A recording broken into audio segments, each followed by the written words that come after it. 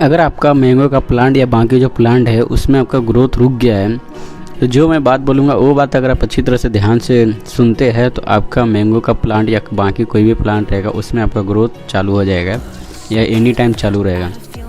तो देखिए, जब भी आप नर्सरी से प्लांट लेके आते हैं ना और लगाते हैं, आप देखेंगे तो उसका प्लांट का जो ग्रोथ रुका रहता है, 1 महीना रुक जाता है, 15 दिन रुक जाता है, कभी कभी 1.5 महीना तक आप रुका रहेगा। उसमें बहुत सारा खाद का भी इस्तेमाल कर लेते हैं, फिर भी आपका प्लांट का जो ग्रोथ रहता है वो नहीं तेज़ी होता है। तो जो मैं आपका कारण बतलाता हूँ, और कारण क्या है, किसके कारण आपका प्लांट का जो ग्रोथ रुक जाता है और उसका जो आपका प्रॉब्लम क्या है वो भी मैं आपको बतला देता हूँ।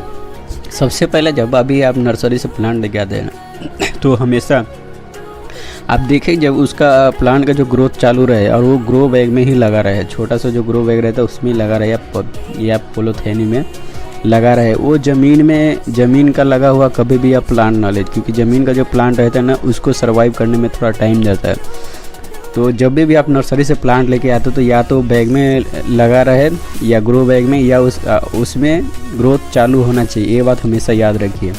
दूसरी बात रहता है कि अगर आपका ज़मीन में लगा हुआ प्लांट है, अगर वो भी आप लेके आते हैं तो देखिए, अब जब आप ग्रो वाला जब आप प्लांट लेके आते हैं और वो आपका रिपोर्ट करना रहता है तो उसमें उतना प्रॉब्लम नहीं आता, मगर जो ज़मीन में लगा रहता है ना वो प्लांट को रिपोर्ट करने में बहुत प्रॉब्लम आता है, क्योंकि वो प्लांट रहता है ना वो थोड़ा शौकी में चला जाता है, जिसके कारण आप देखेंगे तो प्लांट का कभी कभी 1 महीना 2 महीना भी इसमें प्लांट का सर्वाइव करने में लग जाता है टाइम।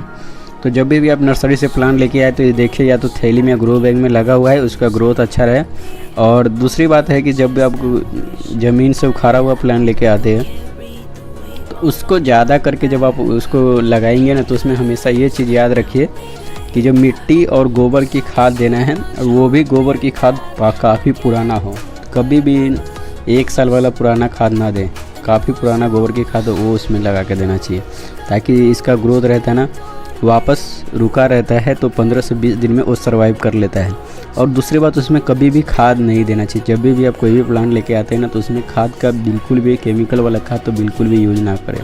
ये चीज़ आप याद रखिए। जब 1-1.5 महीना का हो जाए, उसका ग्रोथ चालू हो जाए, तब आप थोड़ा मोड़ा खाद उसको दे सकते हैं, नहीं तो शुरुआत दौर पे आप कभी भी खाद ना दें। दूसरी बात रहता है कि जब आप ग्रो वाला बैग लेके आते हैं, अगर उसका भी आपका ग्रोथ रुक जाता है तो उसको कभी भी रूट डिस्टर्ब ना करें या रूट ना काटे। कभी कभी गलती करते जब हम ब्लेड या छुरी से जब हम ग्रो बैग काटते तो उसके से हमारा रूट भी कट जाता है। रूट कटने के कारण कभी कभी क्या होता है, जो प्लांट सर्वाइव करना बंद कर देता है और थोड़ा मतलब 1-1.5 महीना के बाद उससे फिर भी सर्वाइव चालू करता है।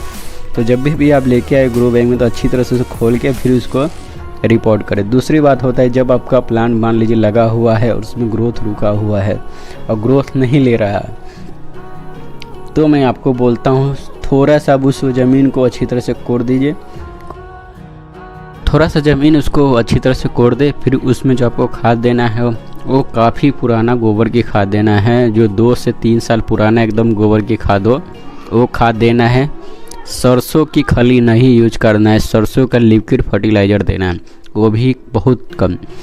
तीसरी बात क्या रहता है, जब उसमें दे तो बनाना पील फर्टिलाइज़र देना है और सीवीड फर्टिलाइज़र देना है। सीवीड नहीं मिलता है तो बनाना पील और सरसों की खली का लिक्विड फर्टिलाइज़र देना है, और नीचे गोबर की खाद या वर्मी कंपोस्ट आपको ये लगा के आपको देना है। इससे क्या रहता है कि प्लांट काफ़ी जल्दी आपको सर्वाइव कर देता है। केमिकल में भी यूज नहीं करना है। जब आपका प्लांट रुका हुआ है, जब ग्रोथ नहीं ले रहा है, उस समय केमिकल का भी यूज ना करें, क्योंकि केमिकल का ओवरडोज होने के कारण आपका प्लांट ग्रोथ लेने के कारण वो मर भी सकता है। ये चीज़ का आप हमेशा याद रखिए। केमिकल का खाद कभी भी रुका हुआ ग्रोथ पे नहीं देना चाहिए, उसमें आपका ओवरडोज होने के कारण प्लांट और जल्दी मर जाता है और उसका रूट भी जलने की संभावना रहता है। अगर फिर भी आपको देना है केमिकल के खाद तो उसमें बहुत कम मात्रा में दीजिए, ना के बराबर देना है। बहुत कम मात्रा में आपका केमिकल का खाद DAP दे सकते हैं, जो रुका हुआ ग्रोथ को वो भी काफ़ी तेज़ी से ले सकता है। अब ये मेरा देखिए मैंगो का प्लांट है, जो 8-10 दिन हुआ इसको लाया हुआ, रिपोर्ट किया हुआ, और इसमें ग्रोथ काफ़ी तेज़ी से ले रहा है। इसमें नया बर्ड आपको देखेंगे तो निकलना चालू हो चुका है ये प्लांट में, और थोड़ा भी शॉकिंग में नहीं गया है। और दूसरा मैं इसमें क्या किया हूँ, जितना भी ऑर्गेनिक खाद का उपाय किया हूँ, जिसमें ऑर्गेनिक की तरह से मैं उपजा रहा हूँ, थोड़ा भी केमिकल का प्रयोग नहीं किया हुआ हूँ। तो जब भी आप प्लांट लेके आते तो हमेशा ये चीज़ रखिए कि ज़मीन से उखाड़ा ना ले तो ही बेटर है। आपका ग्रो बैग या थैली में लगा हुआ होना चाहिए। और दूसरी ग्रोथ अच्छा, ग्रोथ उसका रुका नहीं हो, ग्रोथ उसका चालू होना चाहिए। और तीसरी बात रहता है, जब भी आप मान लीजिए ज़मीन से उखाड़ा हुआ लेके आए तो उसको कभी भी केमिकल का फर्टिलाइज़र मत यूज कीजिए। सिर्फ मिट्टी और गोबर की खाद सबसे पुराना वाला यही यूज कीजिए।